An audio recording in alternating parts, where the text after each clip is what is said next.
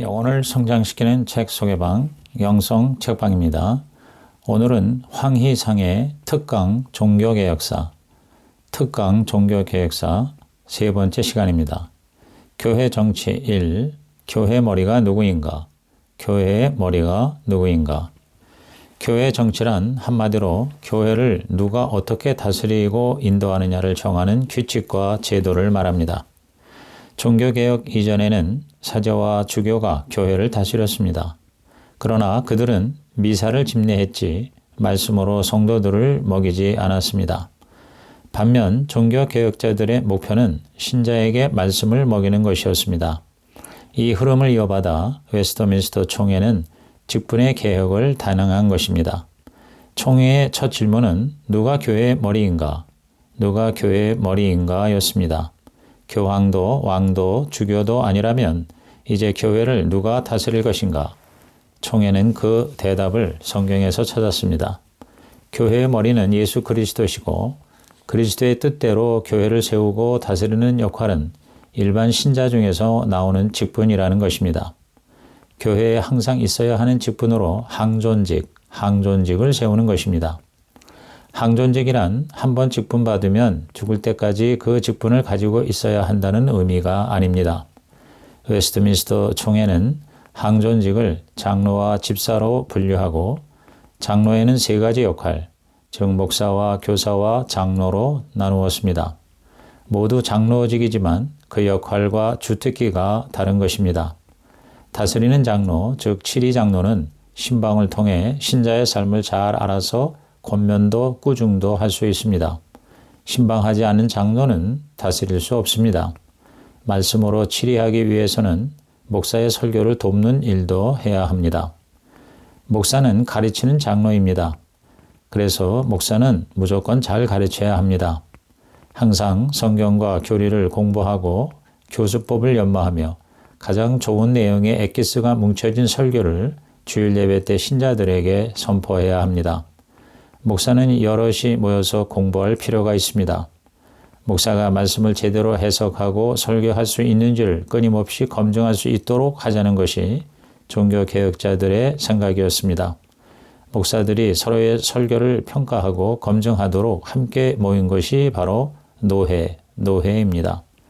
장로교회는 항상 목사가 서로 교류하고 설교의 수준을 비슷하게 상향 평준화시키도록 노력하여 개인의 편협한 이해로 편중되지 않도록 해야 합니다.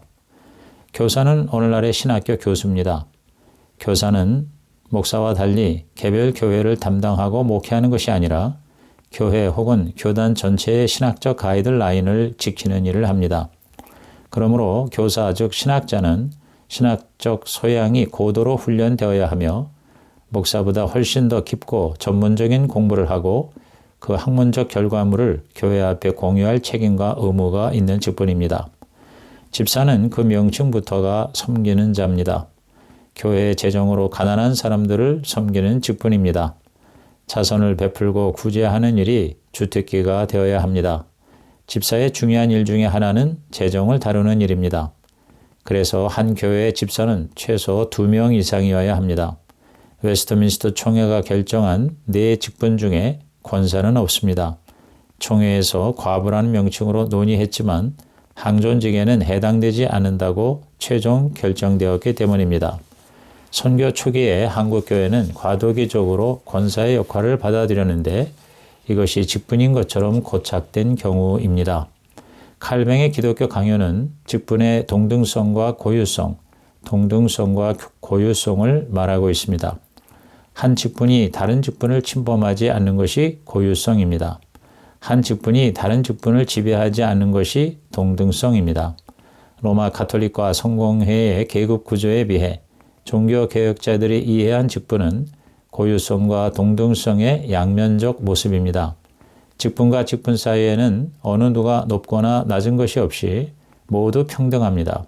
집사를 거쳐 장로가 되는 것이 아닙니다. 그렇다고 집사와 장로가 설교하는 것도 아닙니다. 각자가 맡은 직분에 충실해야 고유성이 지켜집니다. 17세기 계급제도가 엄연히 존재한 시대에 이렇게 고유하면서도 동등한 교회 정치제도를 만든 것은 놀라운 희망입니다. 모든 직분은 신자가 하나님의 말씀을 먹고 살도록 돕는 일을 해야 합니다. 이 원리를 바른 교회의 세 가지 표지, 즉 말씀과 성례와 권징, 말씀과 성례와 권징이라고 합니다. 말씀으로 바로잡고 성례로 살찌우고 권징으로 튼튼하게 하는 것입니다. 종교개혁에서 말씀 설교는 중요했고 말씀을 전할 사람도 중요해졌습니다. 그래서 이제는 사제가 아니라 목사가 중요해졌습니다. 그런 차원에서 비록 직분이 동등하더라도 말씀을 직접 가르치는 목사 직분은 다른 직분들의 출발점과 같습니다. 귀로 듣는 말씀이 설교라면 시각과 후각과 촉각으로 체험하는 말씀이 세례와 성찬, 세례와 성찬입니다. 여기서 목사와 함께 장로가 누가 성찬에 참여할 것인지를 신방을 통해 파악하고 성찬과 관련하여 가난한 사람들을 구제하는 일도 중요하기에 집사의 역할이 강조되는 것입니다. 종교개혁자들은 건강한 교회를 세우기 위해 신자들의 삶을 권면하고 때로는 재판을 했습니다. 회개를 요구했고 돌이키지 않는 자에게는 수찬정지와 출교 등의 단계를 두어 엄중히 경계했습니다. 이런 일은 개인이 아닌 치리회 즉 당회가 감당했습니다. 치리회의 회복, 이것이 바로 직분개혁의 최종 단계이자 다른 어떤 것보다 어려운 고차원의 종교개혁이라고 할 수 있습니다. 깊은 이해를 위해서는 칼뱅의 기독교 강요 최종판 4권을 참고하기 바랍니다. 두 번째 쟁점은 어떻게 직분자를 세울 것인가 였습니다. 종교개혁자들은 두 가지 극단을 거부했습니다. 어느 한 사람의 권위로 세우는 것과 아무나 하고 싶다고 세우는 것을 멀리한 것입니다. 그런 원칙은 칼뱅의 두 가지 소명, 즉 외적 소명과 내적 소명을 구분하는 원리와 통합니다. 교회를 공적으로 섬기는 직분자가 되기 위해서는 회원들의 동의가 필요합니다. 목사의 경우에는 반드시 노회 검증을 거치게 했습니다. 즉 목사는 회중의 청빙과 함께 노회의 검증까지 받아야 합니다. 웨스트민스터 총회는 신학적 논쟁과 토론뿐 아니라 목사 후보를 검증하는 작업도 병행해야 했습니다. 목사를 청빙으로 검증한다면 장로와 집사 등 다른 직분자는 회중들의 선거로 뽑습니다. 결국 모든 직분자는 선출이라는 방식으로 세워집니다. 그것은 인기 투표가 아니고 민주주의도 아닙니다. 성경에 나오는 기준에 맞는지 확증하는 과정이 바로 교회의 선거입니다. 선출이라는 방식은 당시 로마 카톨릭의 교황 제도와 성공의 주교 제도가 추구했던 우민화 정책과는 완전히 반대되는 것입니다. 개인뿐 아니라 다른 사람들 안에도 계시는 성령님의 존재와 사역을 믿는 것, 이것이 선출로 직분자를 세우는 제도의 원리인 것입니다. 그것이 바로 종교개혁의 가치입니다. 목사가 훈련을 받아야 하듯 장로도 신방을 위한 훈련을 받아야 하고 집사는 교회 예산을 잘 관리하고 경영하는 법을 알아야 합니다. 원만하고 능률적인 회의법 같은 기술은 모든 직분자가 공히 갖춰야 할 능력인 것입니다. 직분은 명예직이 아니라 항존직입니다. 직분에 걸맞는 은사를 받은 사람들이 선출을 통해 제 역할을 하는 교회가 건전한 교회입니다. 웨스트민스터 총회의 교회 정치 문서에는 노회에서 검증하여 목사 한 사람을 세우기까지 9가지 규칙을 살펴보게 했습니다. 목회자의 외적 소명을 검증하기 위한 요소로는 신학서적의 통달, 종교의 기초와 정통 교리, 잘못된 견해에 대항하는 변호 능력, 성경 해석을 위한 교회사와 성경 연대와 양심, 성경 강해와 공적 설교, 논문 요약, 자기 변증 능력, 철학, 논리학, 라틴어, 헬라어, 히브리어 등이 있습니다. 이런 과정을 거쳐 실력을 갖추고 검증된 사람이면서 동시에 인격적으로나 성품적으로 회중의 인정을 받고 동의를 거친 사람이 목회자가 되면 성도들은 얼마나 행복할까요? 그 교회는 얼마나 복될까요? 웨스트민스터 총회의 수준과 오늘의 현실은 많이 다르지만 분명한 것은 이것이 바로 우리가 지향해야 할 목표이자 방향이라는 것입니다. 교회 정치 2. 노회가 왜 필요한가? 노회가 왜 필요한가? 당시 총회의 세 분파 중 목사의 소명을 검증하기 위해 노회가 반드시 있어야 한다고 주장한 쪽은 장로회파입니다. 여기에 반발하여 노회가 필요 없고 개별 교회만으로도 충분하다고 주장한 파는 독립파였습니다. 독립파는 노회가 타락하거나 악하여 개교회를 지배하면 과거의 왕들이나 교황처럼 마음대로 권력을 휘두를 것을 걱정했습니다. 장로교회파는 구약의 교회도 장로들이 소집되었고 신약의 사도행전에도 어느 교회란 그 지역에 속한 여러 교회들의 집합, 즉 노회를 의미했다고 주장했습니다. 그러므로 말씀 봉사자, 즉 목사를 세우는 것과 같은 중요한 일은 개별 교회가 아니라 노회가 해야 한다고 보았습니다. 반면 독립파는 교회 위에 어떠한 상회가 존재하면 그것이 권위적이 되어 교회의 독립성을 해칠 것이라고 우려했습니다. 결국 총회는 성경 주여와 토론 끝에 노회의 필요성을 결정했습니다. 개별 교회의 7위회는 당회고 지역의 여러 교회가 모이면 노회, 그리고 노회보다 더 넓은 개념으로 대회 혹은 총회라는 것을 두는 것에 합의한 것입니다. 그러자 독립파는 팜플렛을 작성하여 그 부당성을 의회에 돌렸습니다. 1644년 독립파의 필립 나이 등이 주도하여 교회 문제를 세속 정치로 풀려고 했고 그것은 총회에 큰 파장을 가져왔습니다. 그 팜플렛 사건은 총회의 독립성을 스스로 깨버린 사건입니다. 스코틀랜드 총대들은 소책자를 제작하여 설득했지만 독립파의 지지 세력이었던 의회군의 올리버 크로멜 장군이 의회로 총대들을 불러들여 서로 양보하여 중도를 택하도록 종용했습니다. 의회가 독립파의 길을 세워주는 형태로 총회를 간섭한 것이죠. 총회는 의회 앞에 자세를 낮추고 문구를 수정했습니다. 노회는 반드시 있어야 한다, 즉 must be는 문구를 있는 것이 좋다, 즉 may be로 바꿉니다. 독립파를 설득하기 위한 스코틀랜드 총대들의 섬세하고 성실한 설명은 총회 회의록에 고스란히 남아 있습니다. 우리가 이러한 결정에 어떤 입장을 취해야 할까요? 그것을 그대로 수용하거나 반대하기보다 가장 좋은 방법은 원안의 의도를 잘 살리는 것입니다. 총회 안에서 일어났던 과정들을 이해하고 소화해서 잘 적용하는 것입니다. 의회의 핵심은 다수결이 아니라 합의입니다. 성숙한 회의는 실제로 투표가 많지 않습니다. 합의가 되려면 대화가 잘 되어야 하고 대화가 잘 되려면 매너가 중요합니다. 그래서 매너가 장로교인을 만든다는 말이 있는 것입니다. 장로교회가 아무리 좋은 유산이 있을지라도 그 후손들인 우리가 회의를 제대로 해낼 능력이 없다면 장로교회는 유지되거나 발전될 수 없습니다. 좋은 회의를 위해서는 구성원의 동등성이 회복되어야 합니다. 장로교 정치 원리는 직분을 통해 교회를 보호하고 다스리는 것입니다. 목사의 말씀과 장로의 신방 혹은 치리와 집사의 구제 혹은 재정관리나 집행이 바로 교회입니다. 개벌교회는 당회와 재직회와 집사회라는 회의체를 통해 움직입니다. 장로교회 제도에 반드시 필요한 합의의 기술, 합의의 기술은 그 기초가 겸손의 원리입니다. 오늘의 교회와 교단에는 부끄러운 회의와 그 결과가 넘쳐나고 있습니다. 장로교회 제도의 근본 이념은 겸손입니다. 한두 사람이 아니라 여럿이 모여 의견을 나누는 회의체로서의 교회 형태는 겸손이 없이는 불가능합니다.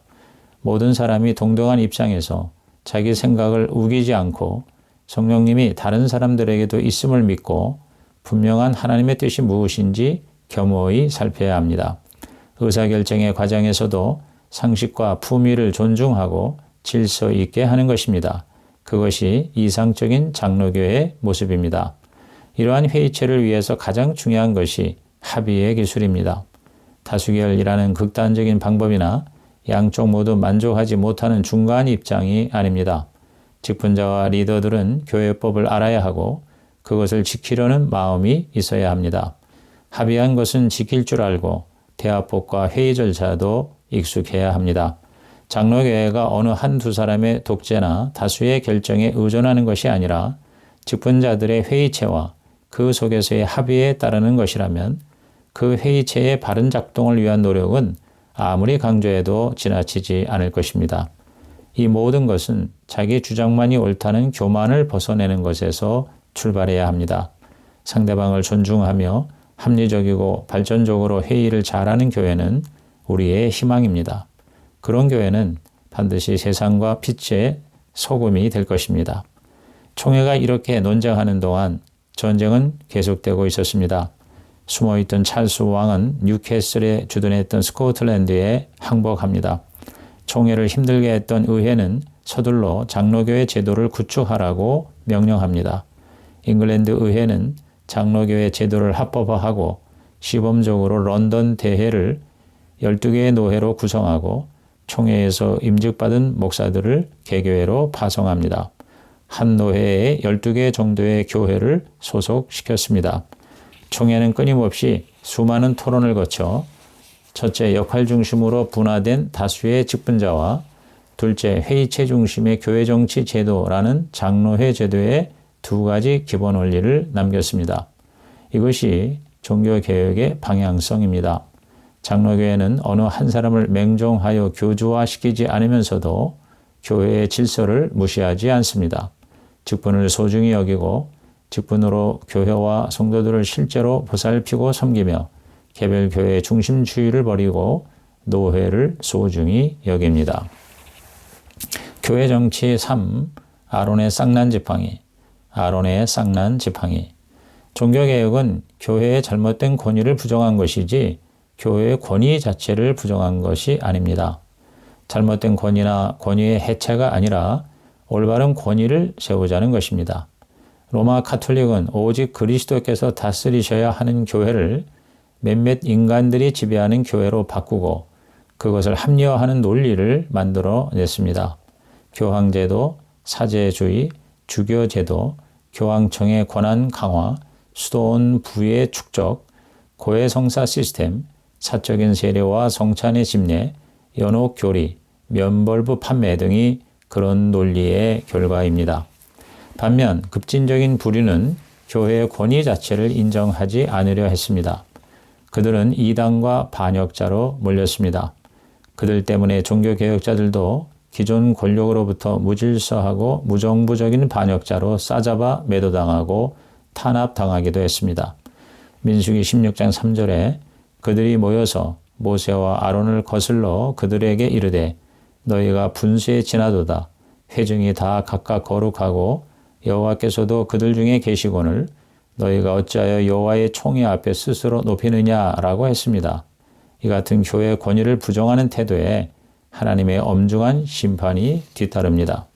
하룻밤 사이에 아론의 지팡이에만 싹이 돋아납니다. 이에 영감을 받은 책이 아론의 쌍난 지팡이, 아론의 쌍난 지팡이입니다.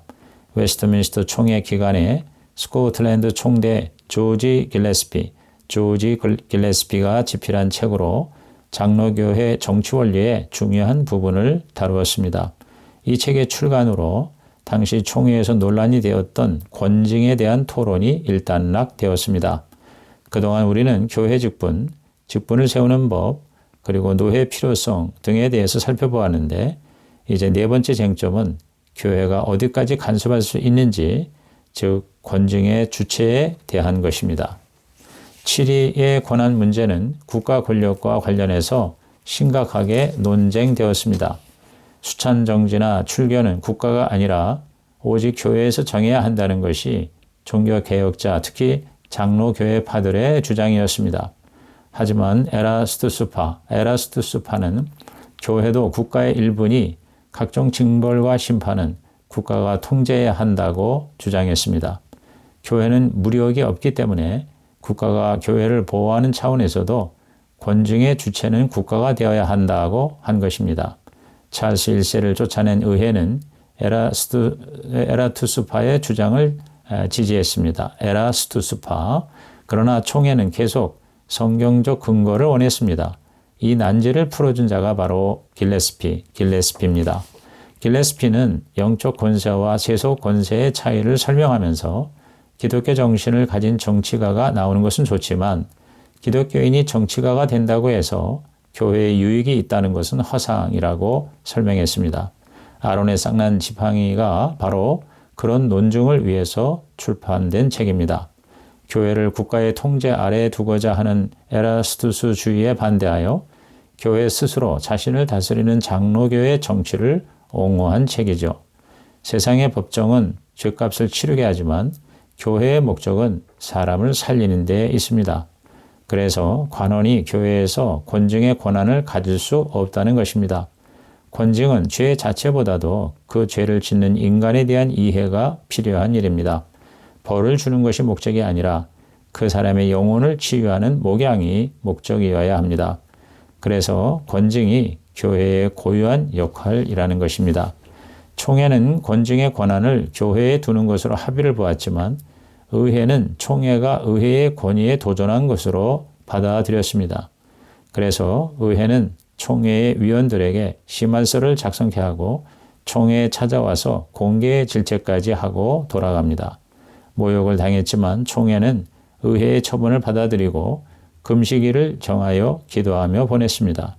결국 의회는 런던 지역에 시범적으로 선포한 교회제도, 즉 잉글랜드식 장로교회 제도에서는 수찬정제나 출교에 해당하는 주요 범죄 항목을 국가에서 정한다 하는 조항을 삽입했습니다.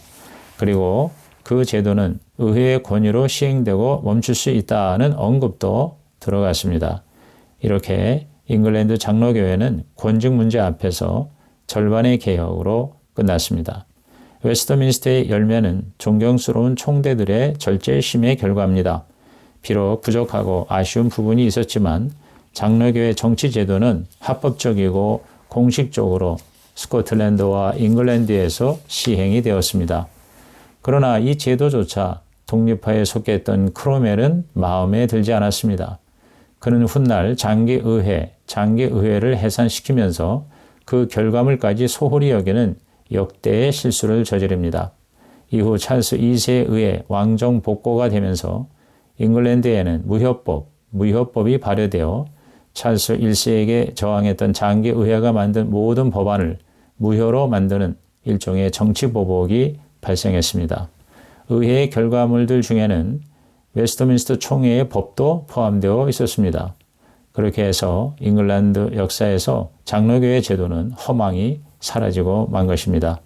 다행히 스코틀랜드 교회는 잉글랜드와 달리 웨스트민스터 총회의 교회 정치를 원한 그대로 통과하고 시행합니다. 그 문서는 오늘날에도 남아 있습니다. 종교개혁의 요소 중에 예배의 개혁은 한마디로 표현하면 제사에서 예배, 제사에서 예배로의 개혁입니다. 지금도 로마 등에 가면 어떤 성당이든 그 내부 장식이 화려하고 대단합니다. 공간이 제사와 관련된 것으로 생각하기 때문입니다. 그것도 사제주의의 폐단입니다. 기독교가 로마의 국교가 되었을 때 많은 신전들이 예배당으로 리모델된 것이 원인이 되어 로마 카톨릭에서 신비롭고 화려한 공간에서 예배하던 신자들은 예배와 제사를 혼동하기 시작합니다. 성경을 몰랐기에 우상 숭배와 제사를 기독교 예배와 구분하지 못한 것입니다. 세월이 흐르면서 이런 현상은 더욱더 심각해져서 중세를 지나면서 예배당은 갈수록 화려하고 복잡한 신전 스타일로 건축됩니다. 건물에 의미를 부여한다지만 대다수가 성경적이지 못했습니다. 로마 바티칸의 베드로 대성당이 전형적인 예입니다. 당시 교회는 신령한 체험을 제공하는 공간으로서의 건축물을 만드는 일에 최선의 노력을 기울였습니다. 제사는 눈에 보이는 신비로움이 중요합니다. 그래서 미사는 메시지보다 모양과 형식을 중요시합니다. 사제의 목소리가 마치 천사의 음성처럼 들리게 합니다. 성찬시 떡과 포도주가 실제로 예수님의 살과 피로 변한다고 가르칩니다. 소리와 빛을 추가합니다. 일종의 속임수와 신비주의입니다.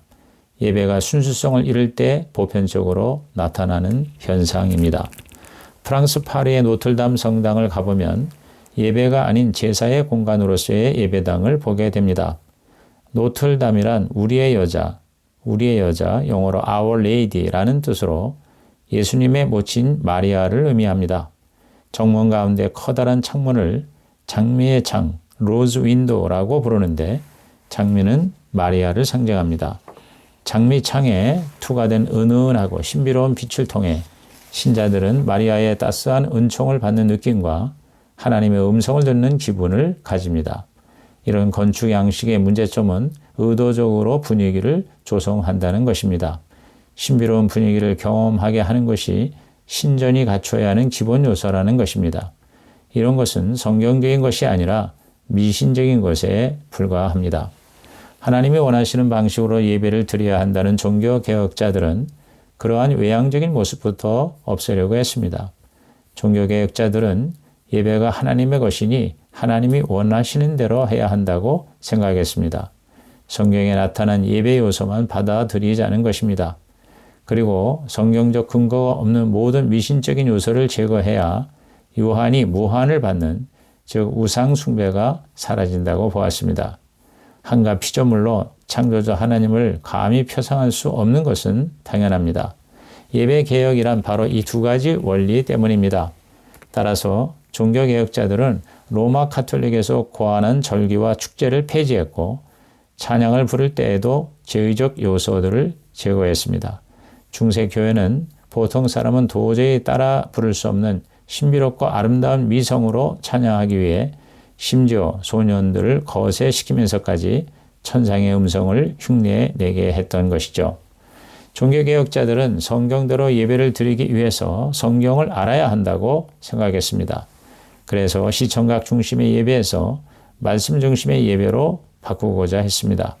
연극을 보는 듯한 사제들의 예전이 사라지고 목사에 의해 말씀이 모든 신자에게 설교되기 시작했습니다.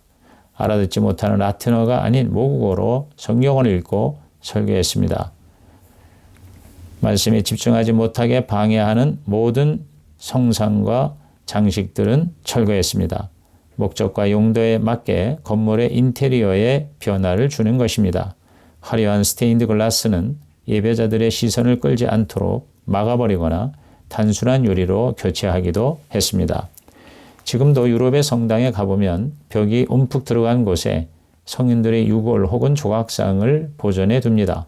그 앞에는 촛대에 불이 켜져 있습니다. 신자들은 그 유골이나 조각을 보고 기도를 하거나 성인들에게 기도를 부탁합니다.